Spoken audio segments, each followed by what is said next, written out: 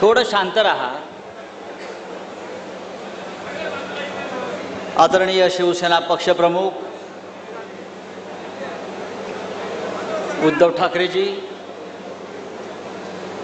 या भव्य मंचावर उपस्थित असलेले शिवसेनेचे सर्व नेते आणि नाशिकचे सर्व पदाधिकारी, आज सकाळपासून इथे ज्या शिबिराचं आयोजन केलेलं आहे त्याचा आजचा हा समारोपाचा म्हणजे अत्यंत महत्त्वाचा असा हा क्षण आहे। पक्षप्रमुख उद्धव ठाकरे आपल्याला मार्गदर्शन करतात। मलाही म्हणाले मार्गदर्शन करा आपले लोक। मी म्हटलं आता मी काय मार्गदर्शन करणार। मगाशी आपण ज्यांची चित्रफित पाहिली,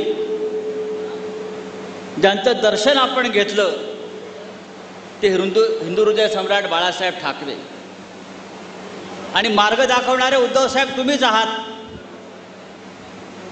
अशा प्रकारे हा दिवसभराचा मार्गदर्शनाचा कार्यक्रम तुमच्या उपस्थितीत आता संपतो आहे। मी फक्त उद्धव साहेबांना एवढं सांगू इच्छितो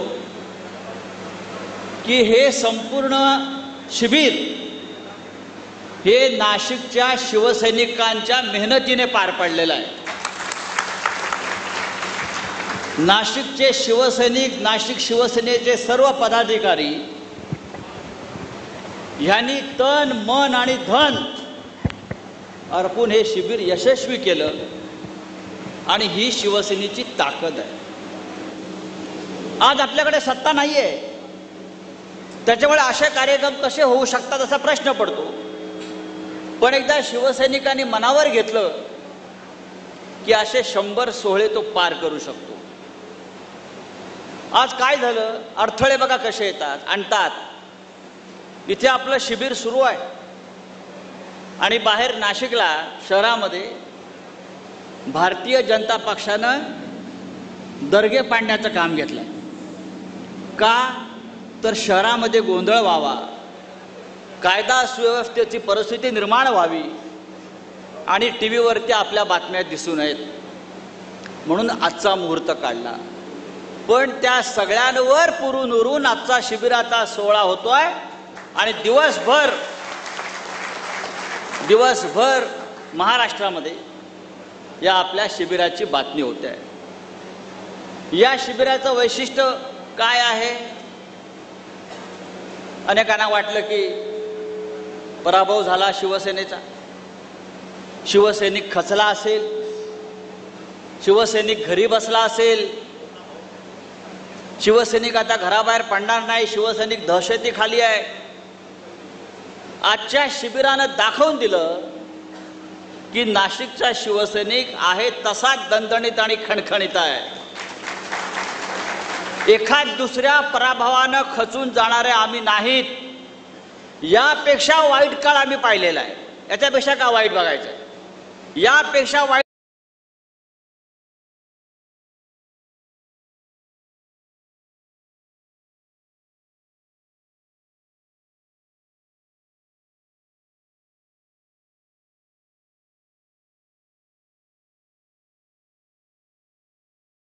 काळ आम्ही पाहिलेला आहे, स्वतः शिवसेना प्रमुखांनी अनुभवलेला आहे।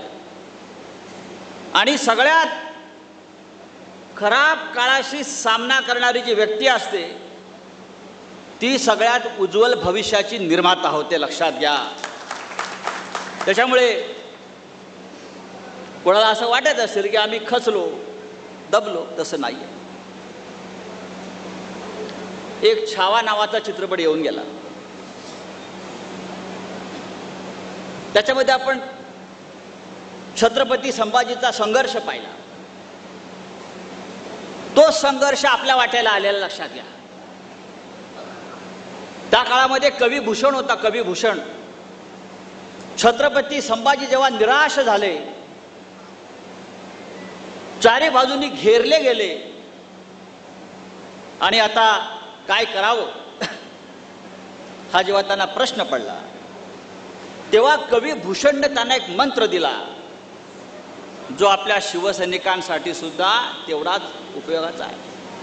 कवी भूषण सांगतो संभाजीराजाला, कवी भूषण संभाजीराजांना सांगतो, मन के जीते जीत है, मन के हारे हार, हार गए जो बिना लढे उन पर है धिक्कार. काय सांगतो कवी भूषण संभाजीराजांना? हार गए जो बिना लढे. तो महाराज उठा, आता लढायला पाहिजे आपल्याला. हार गए जो बिना लढे उन पर है धिक्कार, उन पर है धिक्कार जो देखे ना सपना. सपनों का अधिकार असल अधिकार है अपना. तू भोर का पहला तारा है, तू भोर का पहला तारा है, परिवर्तन का एक नारा है. यह अधिकार कुछ पल का है, फिर सब कुछ तुम्हारा है, फिर सब कुछ तुम्हारा है. आपल्याला सुद्धा ह्याच मार्गाने जायचं आहे. छत्रपती संभाजी लढला, त्यांनी परिवर्तनाची एक दिशा दाखवली, संघर्ष केला, त्यातून महाराष्ट्र उभा राहिला आणि परिवर्तन करण्याची ही ताकद जी आहे शिवसैनिकामध्ये. मगाशी नाशिकच्या पराभवावर चर्चा झाली. नाशिकचा पराभव का झाला? उद्धव साहेब, आपण खूप विश्लेषण केलं, पण नाशिकच्या पराभवाचं विश्लेषण वॉशिंग्टनमध्ये झालं, म्हणजे महाराष्ट्राचं. आपण म्हणतो का हरलो, का हरलो, का हरलो, पण नाशिकच्या पराभवाचं विश्लेषण जर कोणी केला असेल तर ते वॉशिंग्टनला झालं. तुलसी गबार्ड नाव लक्षात ठेवा. तुलसी गबार्ड ही साधी बाई नाही आहे, मोदीची बहीण आहे. मोदी तिला सिस्टर तुलसी म्हणतात. आणि आता मोदी अमेरिकेला गेले होते तेव्हा जाताना इथून कुंभ स्नानासाठी जे गंगाजळ त्यांनी सगळ्यांना पाठवलं, त्या गंगाजळाचे कुंभ घेऊन हे मिस्टर नरेंद्र मोदी अमेरिकेला गेले आणि तुलसी गबार्डला सुपूर्द केलं. फोटो आले आहेत.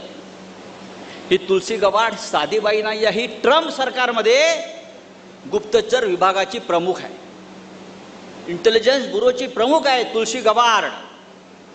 त्या बाईने सांगितलं परवा, काय सांगितलं? ईव्हीएम हायजॅक होतंय आणि ईव्हीएम मुळे निकाल बदलले जाऊ शकतात. ईव्हीएम मुळेच. आपण पण सकाळी विनायकराव बोललात, तुलसी गबार्डने सांगितलंय, अमेरिकेच्या गुप्तचर विभागाच्या प्रमुखांनी सांगितलंय आणि मोदीच्या बहिणींनी सांगितलंय. तिच्या हातात गंगाजल आहे, ती खोटं बोलणार नाही. मोदीने तिच्या हातात गंगाजल दिला, त्याच्यामुळे ती खोटं बोलणार नाही. आणि ईव्हीएम मध्ये घोटाळा होतो, ईव्हीएमच्या माध्यमातून निकाल फिरवले जातात, हे जेव्हा तुलसी गबार्ड सांगते वॉशिंग्टनमध्ये बसून, तेव्हा महाराष्ट्राचा निकाल हा अशा पद्धतीनं का लागला याचं उत्तर जगाला मिळतं. बरोबर ना? मग आम्हाला वाटतंय की नाशिकमध्ये नाही, महाराष्ट्रात नाही, अख्ख्या देशामध्ये गेल्या 10 वर्षापासून एक काय चाललेलं आहे. खरं म्हणजे आजच्या या शिबिराला आपण तुळशी गबार्डलाच बोलवायला पाहिजे होतं मार्गदर्शन करण्यासाठी. तुळशी गबार्डला आपण पुढल्या वेळेला बोलवू विधानसभेच्या आधी की महाराष्ट्राला मार्गदर्शन करा. पण अशा प्रकारे शिवसैनिकांचं अशा प्रकारच्या निर्णयानं मनोधैर्य खच्ची होणार नाही, हे तुम्ही लक्षात घेतलं पाहिजे. आम्हाला हिंदुत्व शिकवताय नरेंद्र मोदी, अमित शहा, देवेंद्र फडणवीस. तुम्ही कधी हिंदू झालात? हा, तुम्ही कधी हिंदू झालात? एक सुंदर वाक्य आहे, जो जितका पापी, कपटी आणि पाखंडी असतो तो स्वतःला हिंदुत्ववादी असल्याचं ढोंग करतो. आम्ही ते करत नाही. आम्ही आहोत, आम्हाला बाळासाहेबांनी बाळकडू दिलेला आहे. आणि आजच्या शिबिराचं जर म्हणाल तुम्ही तर तोच एक संदेश आहे. की आम्ही लढायला तयार आहोत. तुम्ही आमच्यावर खोटे गुन्हे दाखल करा, आम्ही संघर्ष करायला तयार आहोत. माननीय उद्धव ठाकरे यांच्या पाठीशी ठामपणे उभे राहायला आम्ही सज्ज आहोत. आम्ही आमच्या नेत्याच्या पाठी उभे राहू, ठामपणे उभे राहू, महाराष्ट्रात उभे राहू, देशात उभे राहू आणि तुमचं जे ढोंग आणि पाखंड आहे हे उघडं पाडू. या राज्यामध्ये जे चाललंय सध्या, ठाणे की रिक्षा,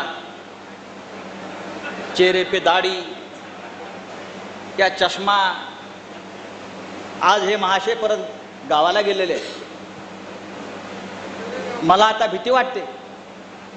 आज पौर्णिमा आहे, अमावस्या आहे, काय आहे, कोणाचा आता जाणार आहे, कोणाचा बकरा कापणार आहे. आता आम्हाला महाराष्ट्राला पौर्णिमा अमावस्या आली की भीती वाटते. एवढा अंधश्रद्धाळू हा महाराष्ट्र कधीच झाला नव्हता. हा महाराष्ट्र पुरोगामी, या फुले शाहू आंबेडकरांचा, शिवाजी महाराजांचा, बाळासाहेब ठाकरेंचा हा महाराष्ट्र. माननीय उद्धव साहेब, आज सकाळपासून या नाशिकमध्ये उत्साहाचं वातावरण आहे.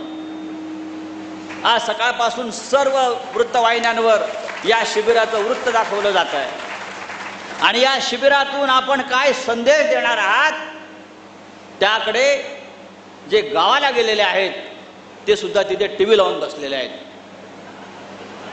तेव्हा हा महाराष्ट्र आपल्या मार्गदर्शनाची वाट पाहतो आहे आणि नक्कीच हे मार्गदर्शन शिवसैनिकांना, महाराष्ट्राला, महाराष्ट्राच्या जनतेला योग्य दिशा दाखविल्याची मला खात्री आहे. मी आपला अत्यंत आभारी आहे की आपण आज मुंबईतून इथे आलेला आणि शिवसैनिकांना भेटताय. हा शिवसैनिक तुमच्यावर जीवापाड प्रेम करतो आहे. हा 15 विधानसभा मतदारसंघातून आलेला शिवसैनिक आहे.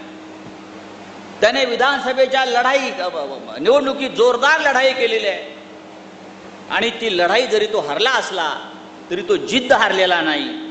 तो जिद्दीने परत पुढल्या लढाईसाठी सज्ज झालेला आहे. जय हिंद, जय महाराष्ट्र.